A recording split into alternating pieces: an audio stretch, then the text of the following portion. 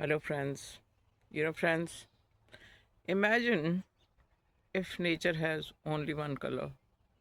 How boring it will be, right?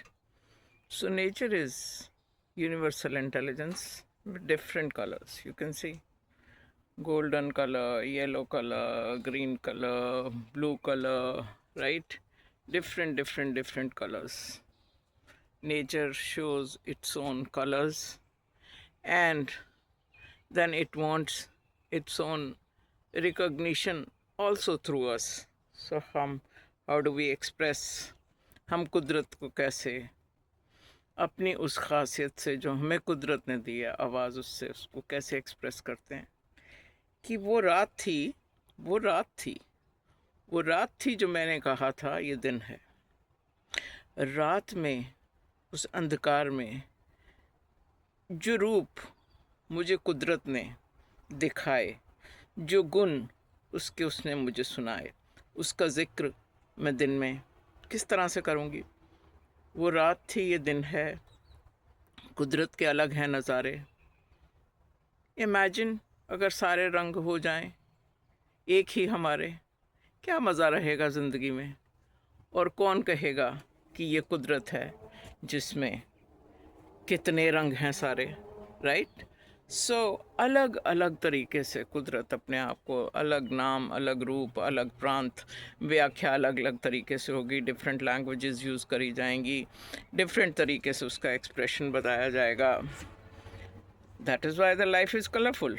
And when life is colourful then you say, okay, that is what is, unity in diversity. Diversity is already there, right?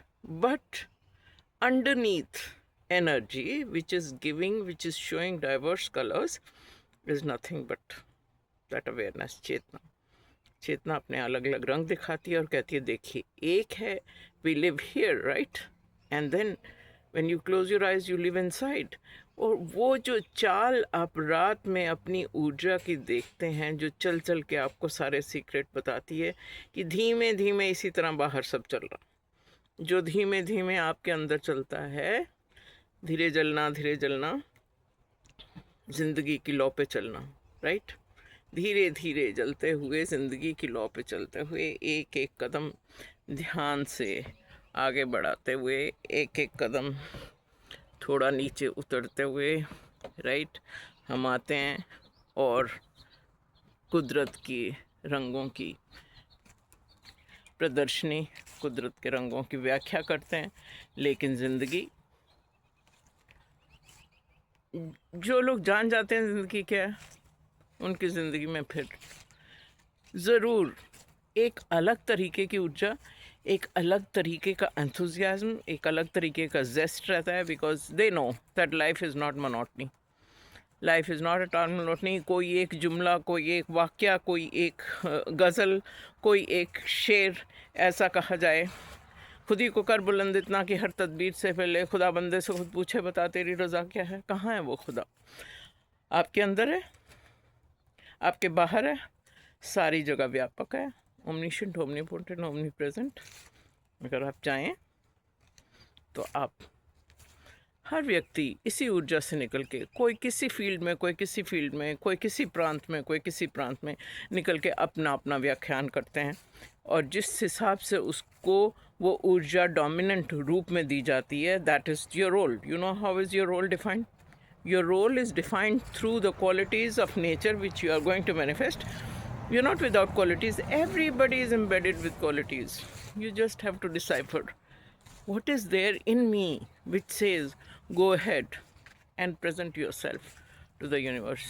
Okay? It's Sunday today, Sabbath, but God did work. He worked with people in His community. That is why the churches are, on Sunday they are very active.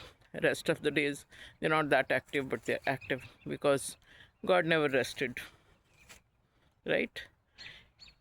He worked on that day also, which He allowed other people to relax on. And Lord Krishna also said the same thing. He said, if I don't work, people are going to follow me. People are going to follow me and the universe will become very dull, universe will become very, very, lazy. So lackadaisical attitude is not required, but you must know that there is a difference in relaxing and being lazy, right? So let's remain active, and at the same time, if you come out of restful, a restful awakening, you've already rested enough, now you're awakened, go ahead and perform your role and take everything in your stride and move. Okay, thank you. God bless you. Bye bye.